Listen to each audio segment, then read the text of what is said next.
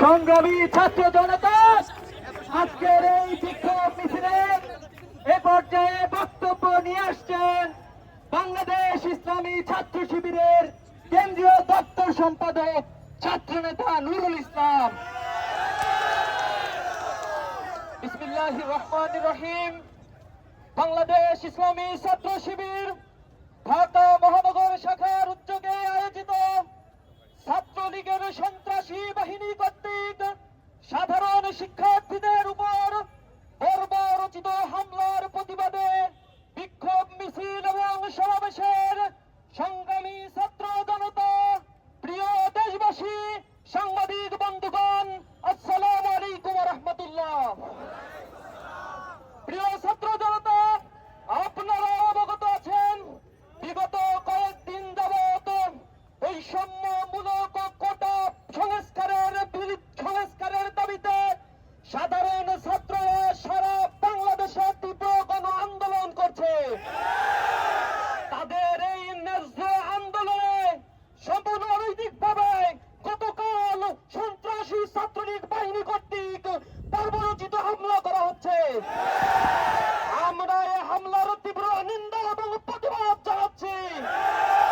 ছাত্রলীগকে প্রতিহত করার জন্য ঘোষণা দিচ্ছি, বাংলাদেশের সবচেয়ে বড় সন্ত্রাসী সংগঠন হলো ছাত্রলীগ। মানবতা বিরোধী সকল কর্মকাণ্ডের সাথে এ ছাত্র সংগঠন এখন যুক্ত হয়ে গিয়েছে। চাঁদাবাজ, ধর্ষণ, ছিনতাই, গুম, হত্যা, মাদকের অভয়ারণ্য, মানুষের সম্পদ লুণ্ঠন থেকে শুরু করে এহেন কোন খারাপ কাজ নাই যা ছাত্রলীগ করছে না। সরকারের কাছে উদাত্ত আহ্বান জানাই, ছাত্রলীগকে অনতি বিলম্বে বিশেষ ট্রাইব্যুনাল গঠন করে নিষিদ্ধ ঘোষণা করতে হবে। অন্যথায় ছাত্র জনতা দুর্বার আন্দোলন গড়ে তুলে বাংলাদেশে এ দলকে নিষিদ্ধ করবে। আমরা গতকাল দেখেছি ঢাকা বিশ্ববিদ্যালয়ে, জগন্নাথ বিশ্ববিদ্যালয়ে, জাহাঙ্গীরনগর বিশ্ববিদ্যালয়ে যেখানে মেধার চর্চা হয় সেখানে রক্ত ঝরেছে। আমার বোনেদের উপরে হামলা করা হয়েছে। গতকাল যে রক্ত ঝরেছে এটা রক্ত ঝরানো নয়, এটা স্বৈরাচার কর্তৃক শাসনকৃত এ স্বাধীন বাংলাদেশের এক প্রতিচ্ছবি মাত্র। জনগণের অধিকার নাই, ভোটাধিকার নষ্ট করেছে। মৌলিক মানবিক সাংবিধানিক অধিকার চাইতে গেলেও আজ রক্তাক্ত হতে হয়।